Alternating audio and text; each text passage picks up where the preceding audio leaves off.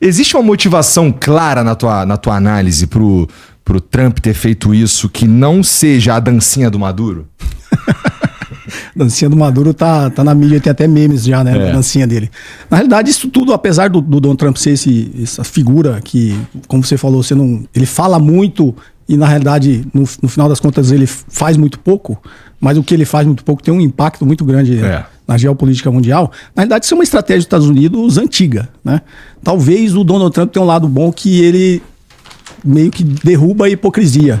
Tanto que logo depois que ele invadiu petróleo. Na conferência lá de imprensa, ele já deixou claro que o interesse deles é o petróleo, né?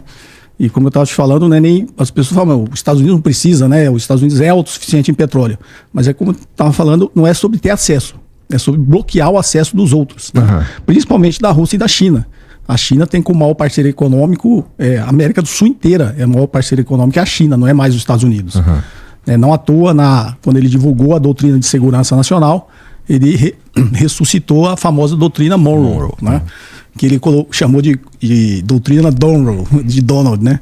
Ele tem esse lado narcisista também, né? O ego dele é muito sinistro. Tanto que ele lançou agora a nova frota de navios que vai ser construída, vai ser com o nome dele, né? Geralmente se dá o nome dos presidentes porque eles morrem, né? Sim. Pela importância que eles têm. Que nem o tal do... Ele foi fazer a conferência, sei lá, um lugar que ele foi falar publicamente lá, que era no centro, não sei o que, Kennedy. Ele quer mudar pra Trump Kennedy o nome da parada. Cara, calma aí, cara. Morre primeiro, pô. Né? Deixa que os outros te homenageiem. Não, você me homenageia? Pelo amor de Deus. Bom, aí por conta do ego do Trump e da maneira como ele fez tudo isso, só isso que você falou e já abre uma porrada de coisa, né? Mas o ego dele, o fato dele ter tirado o Maduro e manter o regime, qual que é a tua análise sobre isso? Porque ontem eu tava falando com o Rock tava falando, cara, imagina, seria muito mais traumático se ele chega lá, captura o Maduro, leva embora e ainda coloca a Maria Corina, por exemplo, no poder, que seria a oposição, né? Seria um trauma muito maior. Então, existe uma análise que tirar o Maduro, mas manter o regime, ainda que seja um regime corrupto, envolvido com narcotráfico, e mantenha a Venezuela como o que eles chamam de um narco-estado, ainda assim é menos traumático e uma transição para o que viria a seguir. Como é que tu analisa esse deixar lá o regime, a Delcy Rodrigues?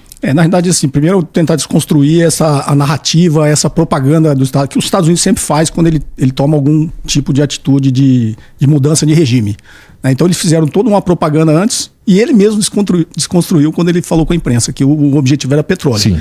Então, isso não tem nada a ver com narcotráfico, com terrorismo, com democracia, com direitos humanos. Os Estados Unidos não se preocupa com isso e nunca se preocupou, né? Eu até falei no meu canal justamente sobre isso.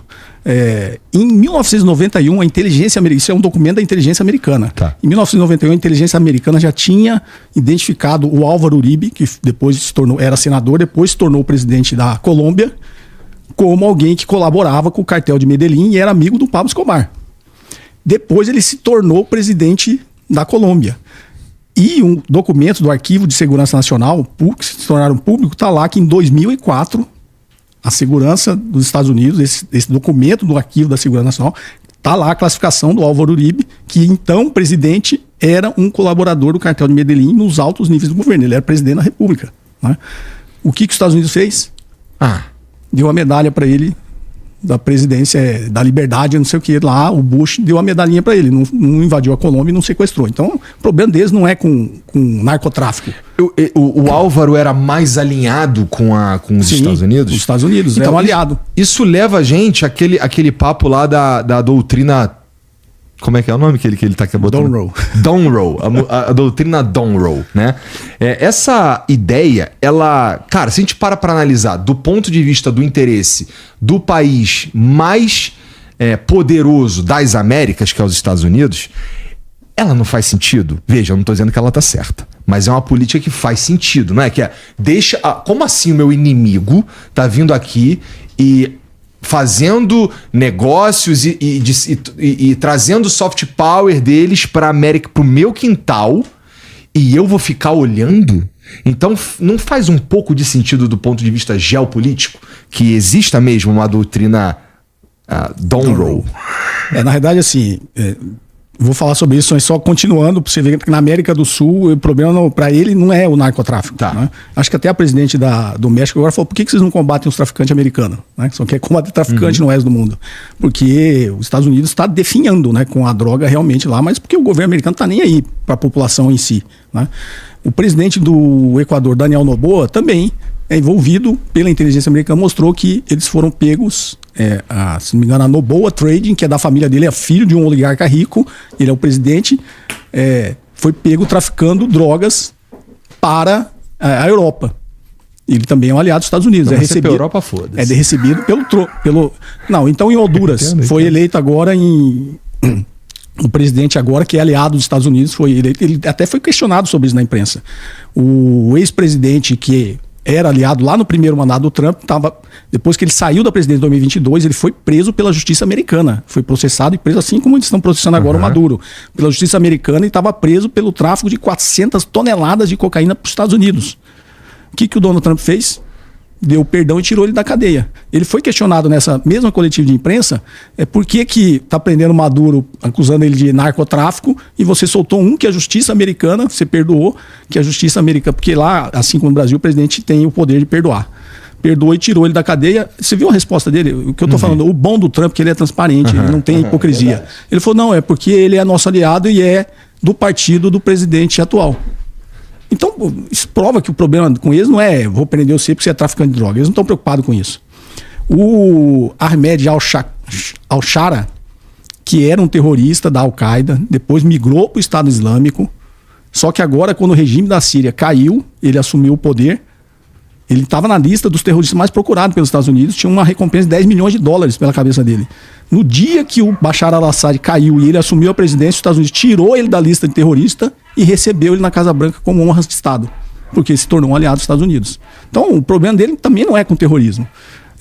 Terrorista ruim, traficante ruim, quem infringe os direitos humanos ruim é quem não é aliado deles. Quem é aliado deles, tudo bem. Se ele tivesse preocupado com a democracia, por que a Arábia Saudita é aliado? O ditador que matou um jornalista dentro da embaixada do consulado, né, da Arábia Saudita dentro da Turquia, e foi provado pela inteligência turca que foi a mando do ditador da Arábia Saudita. E os Estados Unidos não emitiu nenhuma nota de repúdio a esse assassinato. Então eles não estão preocupados também com democracia nem com direitos humanos. Então, assim, só para desconstruir que isso aí é propaganda. Eles têm o interesse por trás disso, é econômico e geopolítico. Tá? Então, voltando aqui na sua pergunta, por que os Estados Unidos, por que diabos os Estados Unidos classifica todo mundo como inimigo dele? Todo mundo que não tá no nosso... Todo mundo que ajuda o outro... Assim, me parece que o que os Estados Unidos quer é garantir que as Américas estarão sob a égide dos Estados Unidos. Para isso, aí entra lá na Venezuela, tira o Maduro e para de mandar coisa para a China, para de mandar coisa para a Rússia. A ideia me parece fazer sentido, sabe? Não tô dizendo que tá certo, de novo. Mas me parece fazer sentido eles quererem controlar. Se o Brasil tivesse a proeminência que os Estados Unidos, ou se o Brasil tivesse no lugar dos Estados Unidos, provavelmente ia fazer a mesma coisa, não ia? Não, porque a China faz a mesma coisa. Cara, a China, ali é diferente, porque isso aqui eu tô... Ó, você que é o cara, tá bom?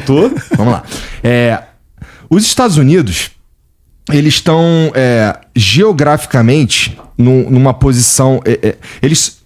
Provavelmente, a posição deles de potência e tudo mais, deve-se, pelo menos em alguma medida, ao fato de estar no continente americano, que é um continente que, bom, ele está cercado para cá por um oceano, cercado para cá por um oceano, tem pouca fronteira, não é muito fácil de invadir e tal, e essa posição poderosa dentro da América do Sul, dentro das Américas, é importante mantê-la, porque à medida que a China, por exemplo, começa a chegar nas Américas e colocar ali a sua influência, suponho que seja algum tipo de... Imagina, a Rússia não estava puta porque os países estavam querendo se juntar à OTAN e poderia ter umas bases militares lá. Então imagina a China vindo para cá, para Venezuela, por exemplo, e podendo colocar uma base militar.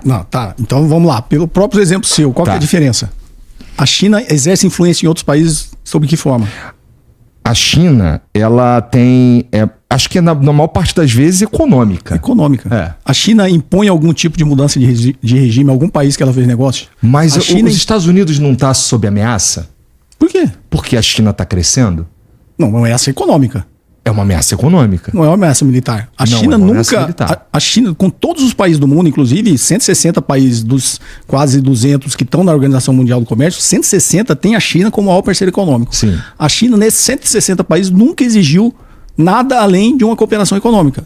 Igor, é bom para você fazer esse negócio comigo? É bom você comprar esse produto? Eu compro o seu, faz um acordo econômico e fez. A China nunca chegou, como os Estados Unidos chega em todos os lugares e exige que você adote a agenda econômica dele. Você adota o chamado consenso de Washington, que você permita que ele influencie no seu país, não só politicamente, mas militarmente, instale bases militares no seu país. Os Estados Unidos têm quase 800 bases espalhadas pelo mundo. Então, isso é uma ameaça para os países que estão sendo colonizados dessa forma. A China nunca fez isso. A China faz negócio no Brasil, nunca falou assim, ó, eu fazia negócio no governo Bolsonaro, fazia negócio no governo Temer, fazia negócio com a